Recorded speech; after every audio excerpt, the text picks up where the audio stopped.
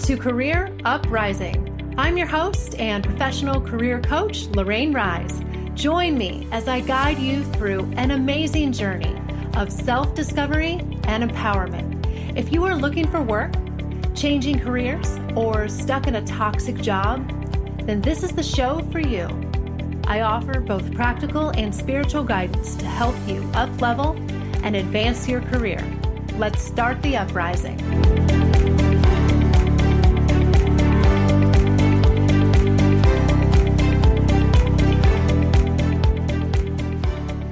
Hey everyone, you are listening to episode 96, When Working Hard Isn't Enough with Jen Ngozi.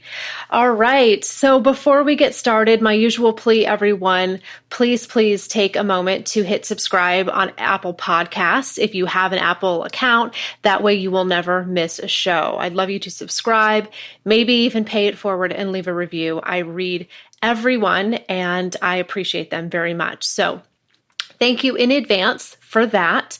And I want to introduce another special guest. I had a guest last time and I've got a couple more lined up. And, this year I've really been bringing on more guests. That was really an intention that I set, and I will be doing some more solo episodes again, but I've just done so many of them over the last 3 years. And I thought in 2021, I really want to bring in some fresh perspectives and some new insights and new opinions, and I think that will just enrich the show even more. So today, my guest is Jen Ngozi, and Jen is all about building leadership skills within women. And I love that mission. She has been inspired throughout her career by really seeing a lack of women in leadership roles, and she wants to be a part of the solution.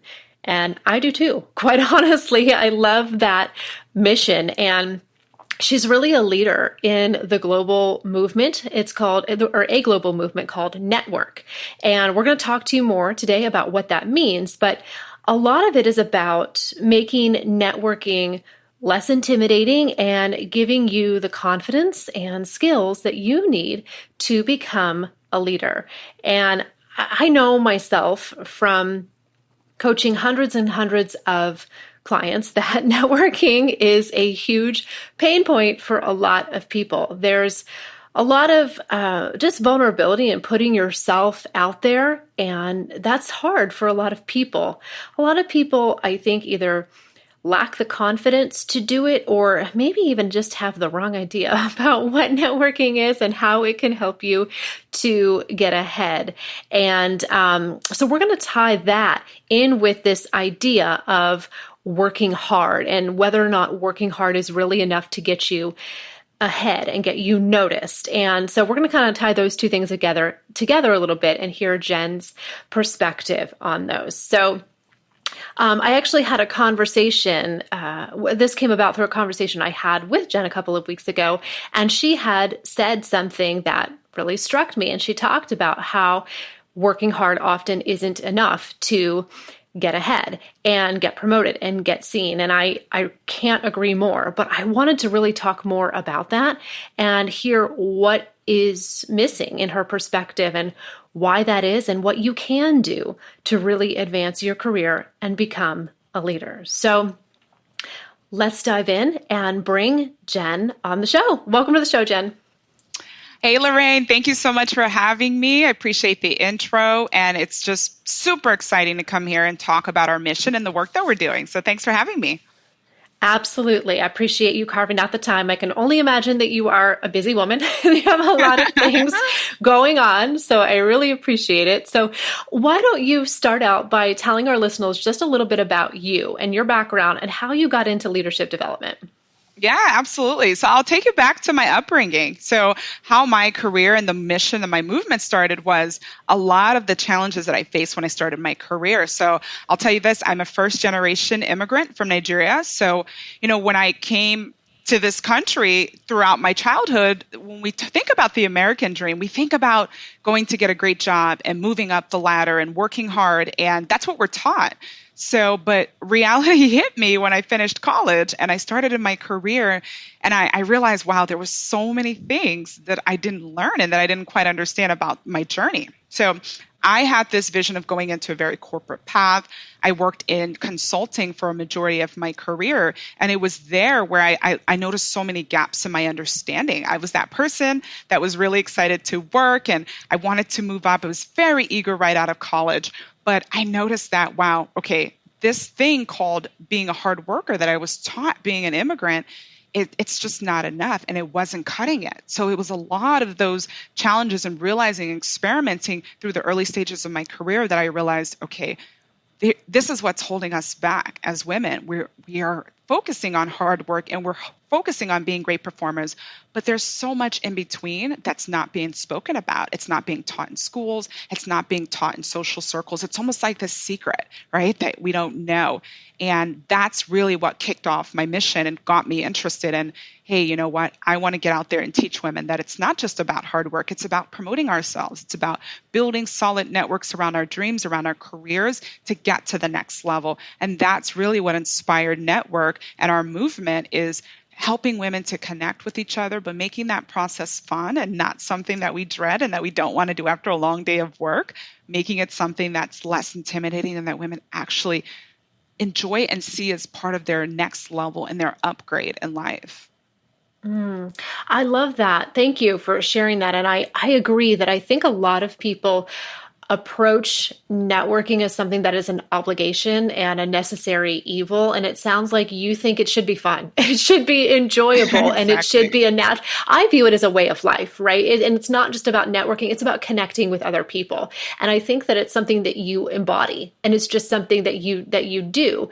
And it doesn't have to be a to-do list that you check off, or something that you check from your to-do list. I think that that's the wrong approach. But tell me more about this. So when you had this awareness that you weren't really going to achieve your goals and get where you wanted to just by working hard, what do you think that was missing? What are mistakes that you think that people are making in their quest to advance or get noticed in the working world?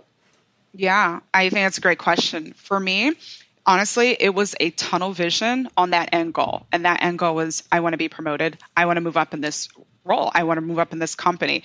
And, Lauren, I was so lucky to have a manager sit me down, when I was denied a promotion. And she gave me some real feedback. She's like, Jen, you're a great performer. We think your work is great. But to be honest with you, we don't really know you. No one knows you. We don't see you out at events. We don't see you like at the water cooler and talking and, doing things that you do and mingling when you're trying to move up. And I realized, wow, I've been so tunnel visioned on getting to the next level that I completely ignored all of the self-promotion, all of the showing up in extracurriculars that are not required technically, but you should do if you want to make a name for yourself in any industry.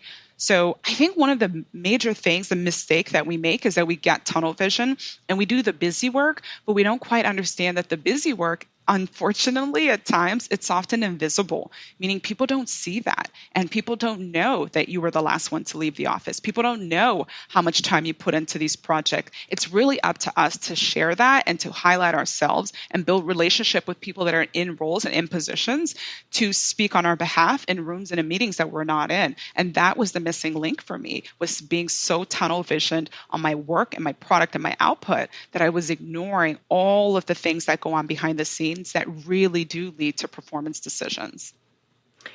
That's interesting because I that concept that you bring up of kind of getting tunnel vision and focusing too much just on the job, and I think that's a really great point because we do focus a lot on just doing well at the job and the responsibilities that we have. And that's absolutely important.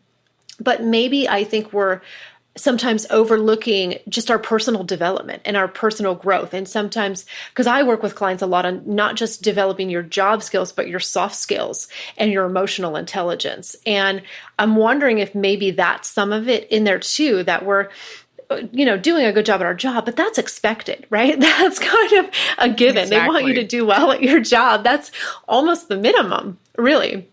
So what I'm hearing you say maybe is that it's not just about doing well at your job. That's expected. It's about being engaged with the company and the people and letting them get to know you and feel comfortable with you, not just in that job, but as a person. What are your thoughts on that?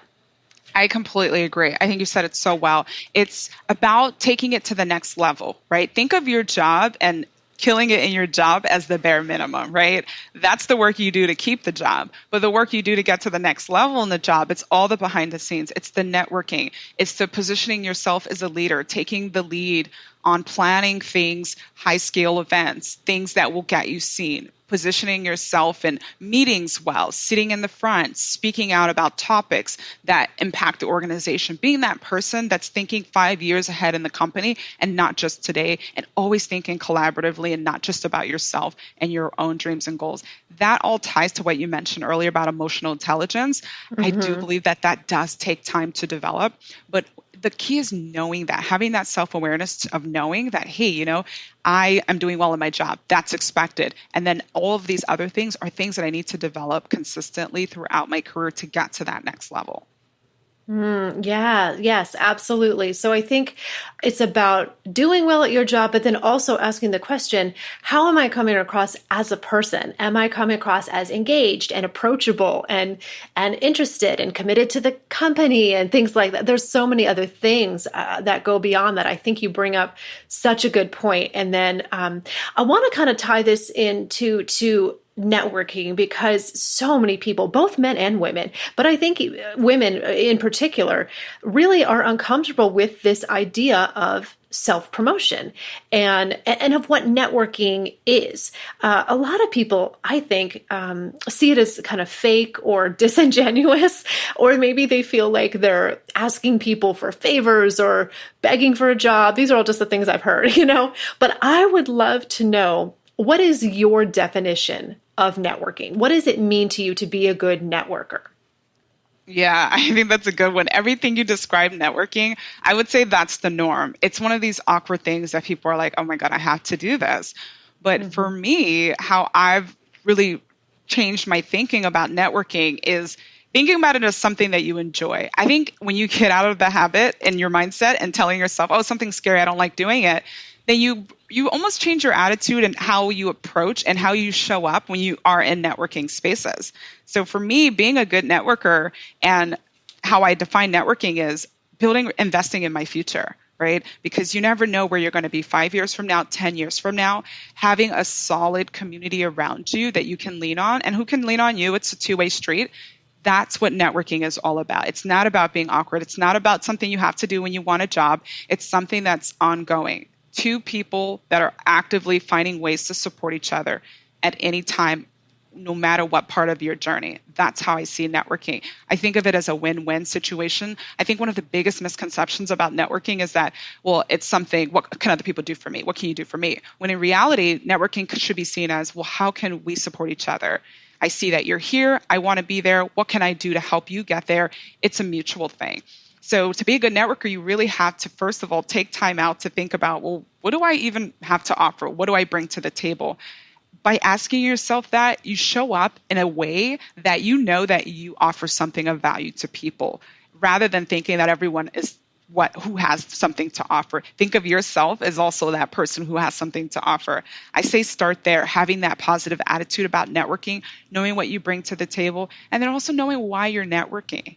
The key with networking is to have really a strategy and a game plan behind it. And that really does involve starting off with understanding your value, knowing who you want to network with, knowing who's in your network so you're not overlooking them. And then also taking a realistic look at who's not in your network, who's missing. One of the things that I see is that people oftentimes want to network with people who are at the exact same position and place in life as them, their peers, right? And you should have some of your peers in your network. But if your peers are not where you want to be, you also have to challenge yourself to go out and create a network that are 10 steps ahead of you. So that's the key with networking, is really to have a game plan and have a strategy behind it, know your value, and then change your mindset about the whole networking game.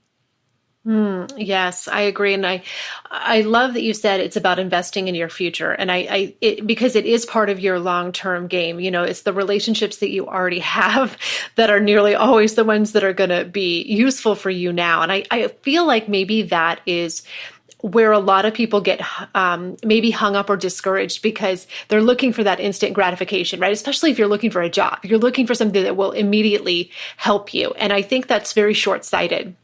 to look at Yes. networking as something that is going to just be fruitful and give me a job or whatever I need in the next 2 weeks. Maybe that might happen. If you get lucky, it can happen that way. But typically it's the relationships that you already have. So it really is an investment in your long-term future. And I think you can't approach it with, oh, I need to get something from this person, or some desired outcome immediately, or it wasn't worth anything. I think that people are approaching it with that attitude, and that's why they're getting so disillusioned. I did a show a long time ago, one of my first shows a couple of years ago, called Stop Networking, Start Connecting. And my point was, stop networking the way that you are, and just start connecting with people for the joy and the pleasure of it and being of service, and see what happens then, and make it just a way of life, not something that you just do because you're supposed to do it. So I love your perspective, and I think that they work really, really well. And I think this whole concept of, not just working hard ties into networking, because that's such an important part of career advancement, and not just in a who you know kind of way, but how well do they know you? Because it sounds like people didn't really know you as a person, even though you were doing a good job. I think that's such a powerful awareness. And I'm just wondering if there's a lot of other people out there who that is happening to, where they're doing their job, but they're not really as fully engaged with their coworkers or their boss as they could be. And maybe that's the reason why they're not getting promoted or considered for things, because there's just, maybe there's not as much of a trust or likability there as there could be. So I think that's important. But, one of the underlying things about this that you said is knowing your worth. And that is so difficult for a lot of people. In your opinion, Jen, why do so many people struggle with knowing their value and knowing their worth? Do you feel like it's something that we're taught, that we're raised with, that we learn? Where does this come from, in your opinion, this feeling of like, oh, you can't promote yourself or admit your value or something because there's something wrong with that? Do you know what I mean? I feel like it's so pervasive in society. I completely agree. And it's one of the most common topics that come up in my talks and conversations, and my mission and my working with members is you see this general lack of confidence and ability and belief in yourself. And I think it's interesting, right? If you think about it, when we're kids, we have this crazy sense of self where we think we can do anything, and we have these wild dreams when we grow up. And then as we get older and older, those dreams start to become smaller and smaller, and we get more scared and we get more cautious, right? Whereas kids think they can do anything. And I think a lot of that has to do with the comparison, the comparing our journeys, what we're doing, and our accomplishments with what we're seeing other people doing. The coolest thing about the time we're living in is the fact that we're so connected and we have visibility into everyone's lives, right? But the craziest thing, and sometimes the most detrimental thing to us, is that connectivity and being able to see where everyone is on their journey. And I think when you're constantly looking at what other people are achieving, it undermines what you're doing, and you tend to doubt what you're doing and the fact that you can do these things because you're comparing your journey to someone else's. I truly feel like that's where a lot of this comes from. And if we can just really focus on what we're doing and understanding our own value and worth, and even finding things that like mechanisms and things that we can do to really remind ourselves of our value, I think self-reflection is very positive and a very good thing to do. And I also think keeping track of compliments is a huge thing. That's one thing I always advise our members to do. If you're constantly getting complimented on something, take note of that, because chances are you're really great at something and people are noticing it and you may not necessarily recognize it. But I completely agree with the fact that we often overlook our own talents. And I think so much of that comes from comparing ourselves with other people. Oh, I agree. Absolutely. Comparison will just kill you every time. You're comparing two things that can't be compared. You're two different people with two different life paths. And all we see is the end product of somebody, especially if they're famous and on TV or social media. We don't see everything that they went through to get to that point. And it's just, it's so disillusioning when people do it. And I have done it. I mean, everybody compares themselves sometimes. And I think it's important to really be aware and catch those thoughts when they come up. I think sometimes it's almost subconscious. It's just instant. And we don't even realize how much we compare ourselves to other people and then feel like, well, I should be doing this. Or I should be further along and that. And it's just so unfair to yourself. I completely agree with you that noticing that tendency to compare yourself to other people is probably the starting point to building self-confidence, which will then build better networking and moving up. And, it's just really the root of a lot of things. So I really agree with you. Well, tell me more about the NetWerk movement. Tell our listeners what it's all about, the mission. What do you guys do? How do you help people? Yeah, good questions. So NetWerk really started as a combination of all of these life experiences I've had, the challenges, the roadblocks on my journey to leadership. And I was like, you know what? I can't let all of these experiences go to waste. So NetWerk was formed to give women that community that I honestly desperately wish I had when I started my career. And that's a community of support, a space where networking is fun. Becoming leaders is not something that women have to do in isolation. So, how we've helped women throughout our journey is really giving that support. We launched a membership community called NetWerk Society, where we give our members that space where they can lean on each other, get that guidance, get that mentorship that we so desperately need a lot of times when we're starting off of our career. And then also that network and that visibility into opportunities. One of the key things with job searching, so for anyone that's in the job market, I'm sure they've heard of the hidden job market, how you have to be so plugged in and connected to even learn about opportunities. And that's something that really frustrated me when I first started my career. It's like, well, I don't have a network. How can I even know about the hidden job market? So that's one thing that we help our members with is we work with recruiters and we connect with different organizations and we form partnerships so that our members can get those opportunities and that unfair advantage that I couldn't stand when I started off of my career. So NetWerk Society is one way that we're supporting people. And then also our new career and leadership platform, educational platform in Global Classroom called NetWerk University. We're getting ready to launch that as another way to continue to give women learning resources and support along their leadership journey. A lot of people that we support are women that are early in their career, but we also do a lot of work with career changers because we're noticing that that's starting to become very common. People are waking up in different stages of life and realizing, hey, you know what, this is not it. And I want to get to that next level. So that's where we're supporting people. When it's safe again, our live events are actually networking events that are combined with dance fitness mixers. That's how we got our name, and that's actually how we launched. So we do a number of different things, but in all of the work and our mission is involving helping women to get that confidence and that community that we desperately need on our road to leadership.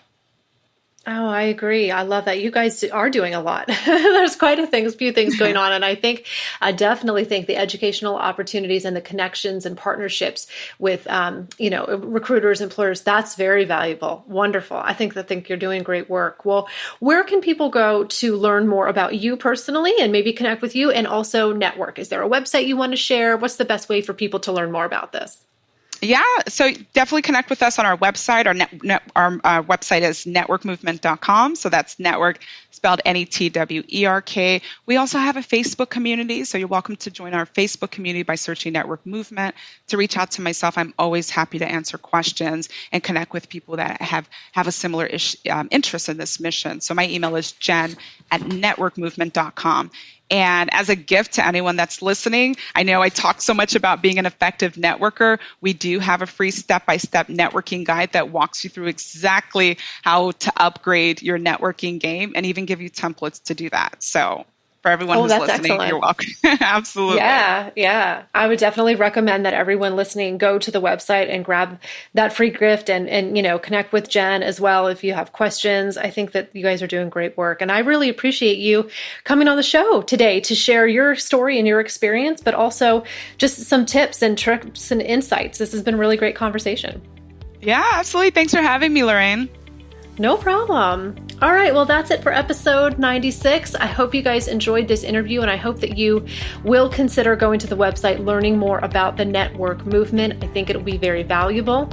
And I will be back in probably about 2 weeks with a brand new show and a brand new guest. All right. Thanks, everyone.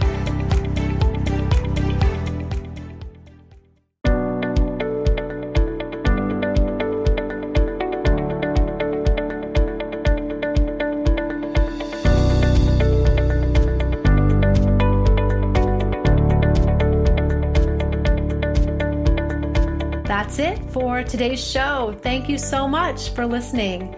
If you like what you heard today, please consider giving the show a positive review on iTunes.